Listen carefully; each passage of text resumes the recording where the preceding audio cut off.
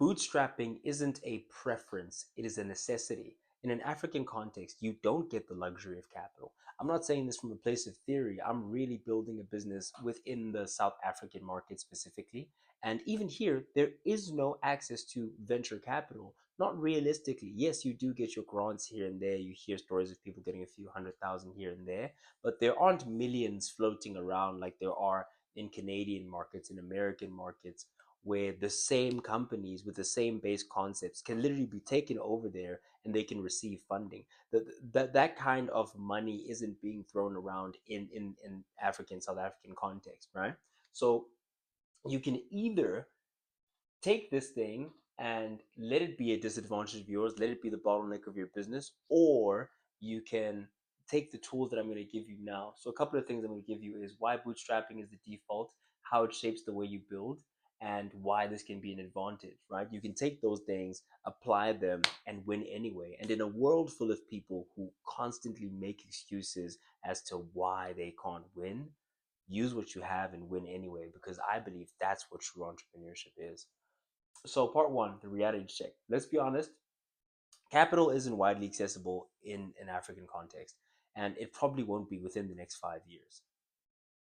And so, if your core premise of your business is based off of you at some point receiving capital, then there is some fundamental flaw or issue in the way that you are wanting to operate.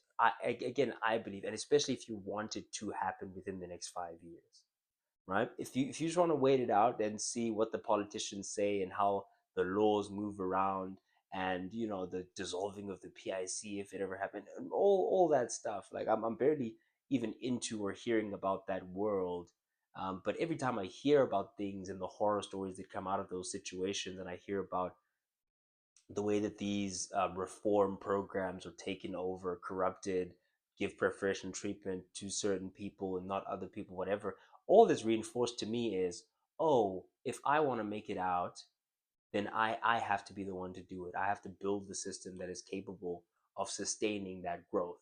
I have to build cash flow efficient business that is capable of sustaining growth based off of real revenue, providing real solutions to real people. We'll get into that later, okay? So if your entire thing depends on funding, you're probably not going to do well. But here's what bootstrapping forces, and this is what I was touching on a little bit now, is you force discipline, you force cash flow thinking, real customers, real revenue, and you don't get to hide behind projections and pitch decks and being pre-revenue, pre-seed, pre-idea entirely, and being able to raise millions. You have to really provide value to the marketplace. And what I love about the economy that we're in, and how tough times are getting now, especially in the times of this war, is that people are tending to be really tight with money. People who don't have capital are really tight with capital, and that's a bad thing if you have a bad idea or bad execution. But if you're someone who's finding a market, is finding product market fit, this forces you to refine and create real value within the marketplace that people are willing to exchange money for. And if you can survive a season like this or build in a season like this, then when the money is abundant, be afraid. Be afraid for how much growth you're gonna have to be able to follow through on.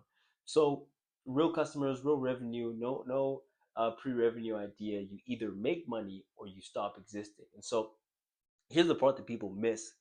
Here's where the constraint becomes the value, which is it forces you to build real business. And by the time capital becomes available to you, you don't need it to survive, you just use it to scale.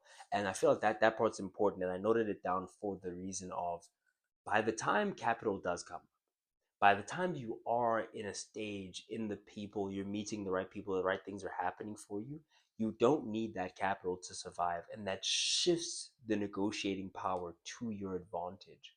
You don't find yourself in a position where you're selling an arm and a leg, giving up so much equity that you essentially have built a system and you're handing it over to someone else, and you're now in a position where you're working your tail off as if you're an owner who's building an asset, but you don't actually own the vehicle that you built and are operating inside of. You've essentially built yourself a luxury prison.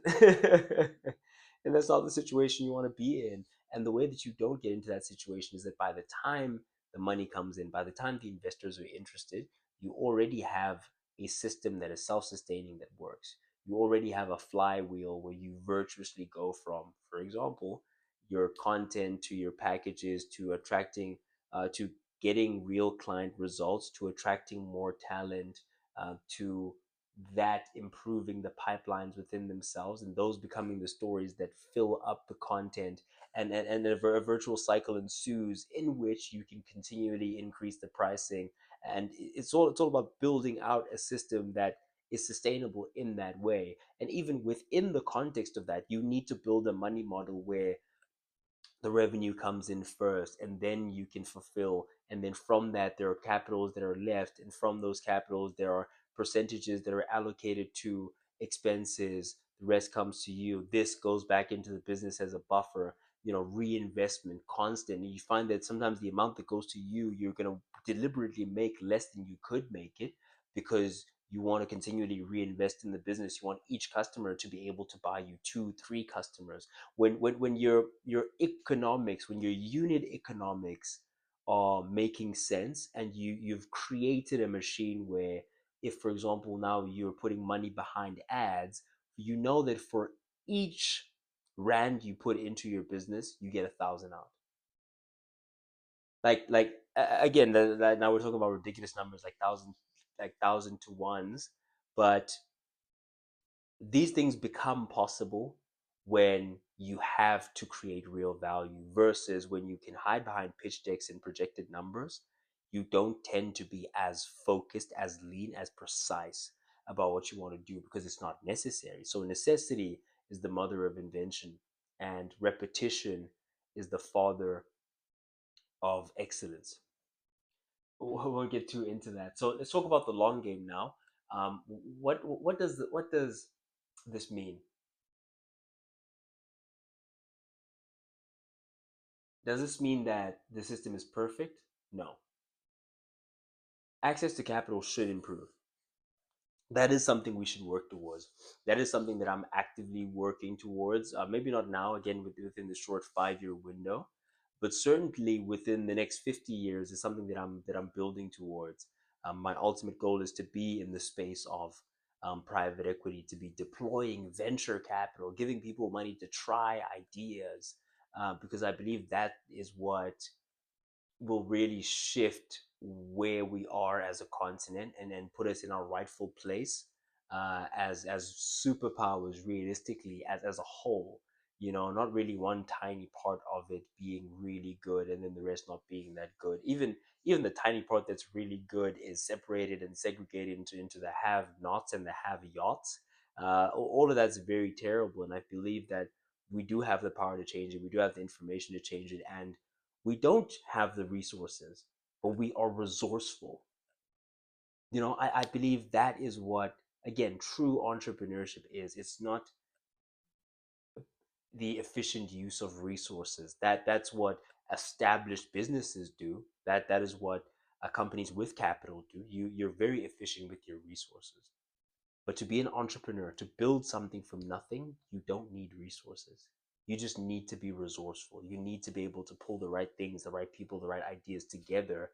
And sometimes when you do that without knowing that you'll ever see the result of your work, luck finds you.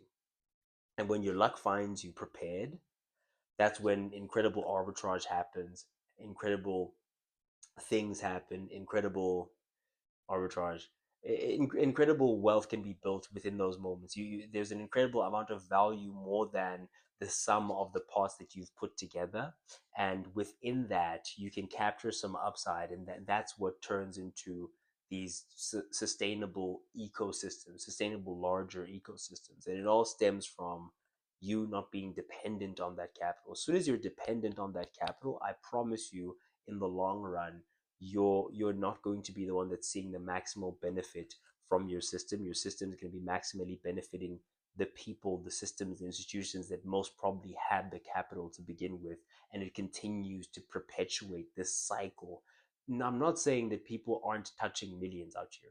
I'm not even saying that people aren't touching billions out here that were perhaps at some point entrepreneurs, beneficiaries of certain programs, whatever the case. They certainly are touching billions, but all that does is, number one, those people are the exception and not the rule, and that's the problem.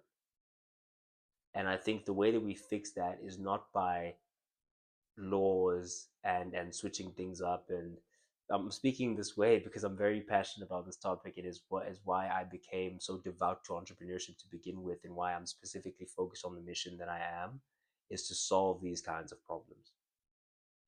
So play the long game. Access to capital should improve. It needs to, but there's a longer term mission. So, in terms of me, the way that I came into being the uh, CEO founder of Legacy Africa is created pre-demand. I literally generated images of what this would look like, what the concept would be. It says Legacy Africa on the front, rooted in greatness, screen printed on the back. It's made of the best materials you can get. 235 GSM. It's embroidered. It's literally the best that I could possibly do. And with that, I didn't have any capital. I didn't have co-founders. I didn't have a network. But what I did do is I managed to create demand for something. I managed to generate some pre-orders, and I managed to use the money from the pre-orders to actually fulfill the orders themselves. Hence today I'm sitting here wearing one of these, and the social proof speaks for itself. You can go to the Legacy Africa link below. One of the profiles on there is mine. You can check out some of the other stuff that I'm involved in. But all of that was a downstream trickle effect, not of having resources, but of resourcefulness, of figuring things out and making sure that the system provides value to people who are looking for that value, and allows you to trade what you have for what they want, and that will allow and fuel the entire system going forward. Now we've shifted from being apparel. Our motto was always more than apparel, and now we've put ourselves in a position where I'm closer to the dream of being in private equity by injecting myself real time into businesses. I help the founders find teams, find co-founders. Um, I build entire ecosystems around entrepreneurs, and then the entrepreneurs themselves get plugged into a network, and so on and so forth. So I'm really on the ground in real time, scraping, fighting, clawing, using my lost at each whim, not knowing if we're going to make it to the next month, and then boom, because we're creating value for people, and people really want what we have to give, and so we keep finding ways to give it. I feel that it's very, very important to continue on the story. And so with that, I say bootstrapping isn't a preference, it is the environment. And so adapt, build lean, build for cash flow, build to survive, and over time we can change the system. Maybe not within the next 5 years, but certainly within the next 50 years, there will be a significant difference in terms of access to capital for African entrepreneurs. This I guarantee. Thanks for watching. I hope you did, in fact, extract value from this. If you did, please hit that subscribe button. I have been Sage, standing on business. Signing out.